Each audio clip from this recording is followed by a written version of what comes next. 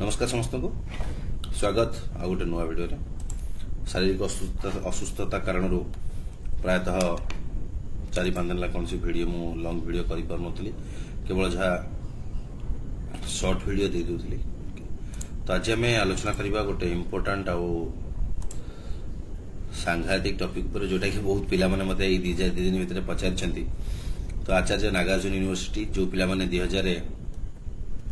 2022-24 शिक्षा वर्ष रे पढ़ुथिले आउ रिजल्ट बाहरला पर सर्टिफिकेट सब पाइले से सर्टिफिकेट गोटे इश्यू हाइलाइट करूछंती। इश्यू कौन जे मार्कशीट रे ना तांकर प्रिंसिपल रो सिग्नेचर अच्छी ना कॉलेज रो सील अच्छी। एटा प्रॉब्लम क्रिएट करिवो कि प्रश्न आछि अनेक प्रश्न आछि। तो सेइत लागि बाध्य हली वीडियोटी करबा पाई देख तो आज्ञा। तो मोटामोटी भाव में जदि मु आंसर देबी हाँ यह प्रॉब्लम करि पारे कहीं करि पारे देखिबा। ये होची गोटे स्टूडेंट रो मार्कशीट जो देखिबा कंट्रोलर ऑफ एग्जामिनेशन रो सिग्नेचर रहिला बस राइट।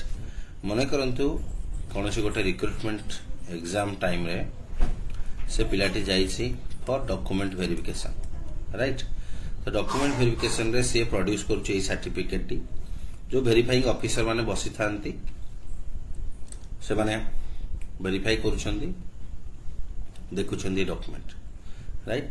जो डॉक्यूमेंट वेरीफाइंग ऑफिसर बसी थिवो सेठी सी भी जणे टीचर सी आपण एई मार्कशीट भलिया सी आहुरी 100 बा आहुरी 200 बा आहुरी 50 टी मार्कशीट से देखुथिवो राइट। किंतु देखिबा अनेक 90% प्लस राइट कॉलेज अच्छंती जो कॉलेज माने तांकर से एमटी जगटा अच्छी से प्रिंसिपल रो सिग्नेचर आ कॉलेज रो सील दियंती ओके कोटे लेखा न थाए राइट। के आपन जुक्ति करि पारंती कॉलेज हो बा एजेंट हो कोट लेखा है एट लेखा है कि सिग्नेचर ऑफ प्रिंसिपल ता ऊपर सिग्नेचर करिवो हम किछि लेखा इन ना तले काहे की दरकार। किंतु यदि कहली ना 50 100 200 डॉक्यूमेंट जने वेरीफाइंग ऑफिसर वेरीफाई कर सारलानी सेठी एभले सिग्नेचर सील अच्छी से नागार्जुन यूनिवर्सिटी रो आउ तम मार्कशीट रे नाही से क्वेश्चन उठेबो ना उठेबोनी डेफिनेटली उठेबो। तो सील सिग्नेचर काई highlight करिवो the signature college seal and principal signature is not there on the mark sheet। तो सेटा तम रिजेक्शन रा कारण भी हेई पारे। तो गारंटी दे कि मु कहि पारन हेई जे बोली बट संभावना एठी अछि पॉसिबिलिटी अछि कोन आपन पे प्रॉब्लम होबार।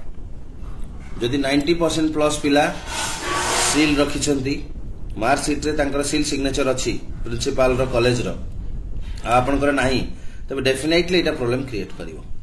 तो ये जो डाउट आपनकर थिला आई होप ए डाउट क्लियर हो जाइछि। प्रॉब्लम हेई पारे सील सिग्नेचर रखिबा बेटर सील सिग्नेचर नाही से गोटे प्रॉब्लम निहाती क्रिएट करिवो राइट। केते बेले ड्यूरिंग डॉक्यूमेंट वेरिफिकेशन यदि आपनकर एकुटिया वेरिफिकेशन हो अलग कथा किंतु जते बेले आपनकर 100 200 500 पिलांकर वेरिफिकेशन होउछि तबे डेफिनेटली एटा प्रॉब्लम करि पारे। आशा आपन डाउट मु क्लियर करि पारिछि। पुणी देखा नुआ वीडियो रे। Thank you so much happy learning to all.